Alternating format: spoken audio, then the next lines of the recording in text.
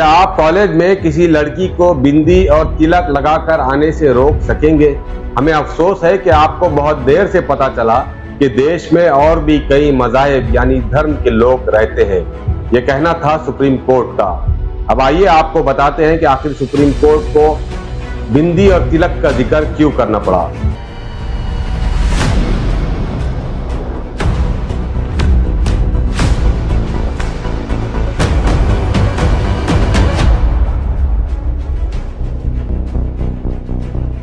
अस्सलाम वालेकुम, मेरा नाम शारिक नक्शबंदी, आप देख रहे हैं एक्सप्रेस टीवी।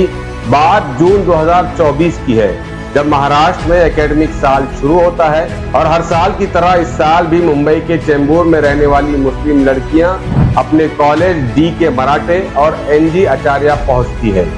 कई सालों से इसी कॉलेज में बुर्का और हिजाब के साथ तालीम हासिल करने वाली लड़कियों को अपने नए एकेडमिक ईयर पर पता चलता है कि इस साल से कॉलेज में बुर्का और हिजाब पर और टोपी पहनने पर पाबंदी लगा दी गई है। सख्त मुखालिफत के बावजूद कॉलेज एडमिनिस्ट्रेशन ने हिजाब और बुर्के के साथ कॉलेज में एंट्री पर अपने पाबंदी के फैसले को बरकरार रखा, जिसके बाद कॉलेज की 9 लड़कियों ने हाईकोर्ट का रुख किया और मुंबई हाईकोर्ट ने भी कॉलेज के इस फैसले को सही करार दिया। इस पर भी वो लड़कियां खामोश नहीं बैठी और इन तमाम लड़कियों ने सुप्रीम कोर्ट का रुख किया। सुप्रीम कोर्ट में बहस के दौरान कॉलेज एडमिनिस्ट्रेशन का कहना था कि अगर हम हिजाब और बुर्के की इजाजत देते हैं तो दूसरे धर्म के लोग अपने गले में गिरवे रंग के यानी भगवे रंग के शॉल डालकर आते हैं, जिससे कॉलेज का माहौल, कॉलेज का एटमॉस्फेयर खराब होता है। लेकिन सुप्रीम कोर्ट ने आज इस अहम और सेंसिटिव इशू पर बात करते हुए मुंबई हाईकोर्ट के फैसले पर रोक लगा दी और अगली सुनवाई 9 नवंबर को किए जाने का फैसला दिया। सुप्रीम कोर्ट का बहस सुनने के बाद यही कहना था कि अगर आपके कॉलेज में कोई लड़की तिलक और बिंदियां लगाकर आती है तो क्या आप उसे कॉलेज से रोकेंगे, कॉलेज में एंट्री पर रोकेंगे?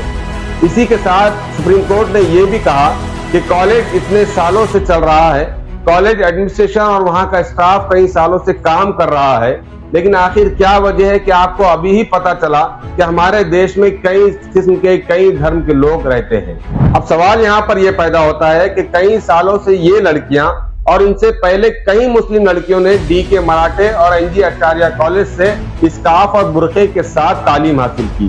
उस वक्त कॉलेज एडमिनिस्ट्रेशन को बुर्का और हिजाब क्यों दिखाई नहीं दिया?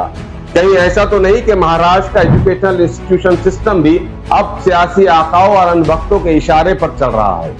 अगर ऐसा है तो ये हमारे एजुकेशनल सिस्टम के लिए बहुत नुकसानदायक साबित हो सकता है और जिस देश का एजुकेशनल सिस्टम कमजोर होगा उस देश को भी कमजोर होने से कोई नहीं बचा सकता।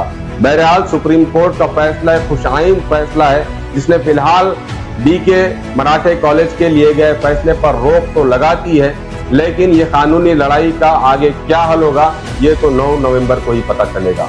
तो ये था मुंबई के एक कॉलेज में स्कार्फ और बुर्के के साथ, हिजाब और बुर्के के साथ एंट्री पर पाबंदी लगाने से मुताल्लिक एक अहम अपडेट जो हमने आप तक पहुंचाने की कोशिश की है। हमारी दरखास्त है कि ऐसी खबरों के लिए जो गोदी मीडिया आप तक नहीं पहुंचाता, उन खबरों को आप तक पहुंचाने के लिए हमारे चैनल को शेयर कीजिए, सब्सक्राइब करें और अपना कमेंट जरूर लिखें। शुक्रिया।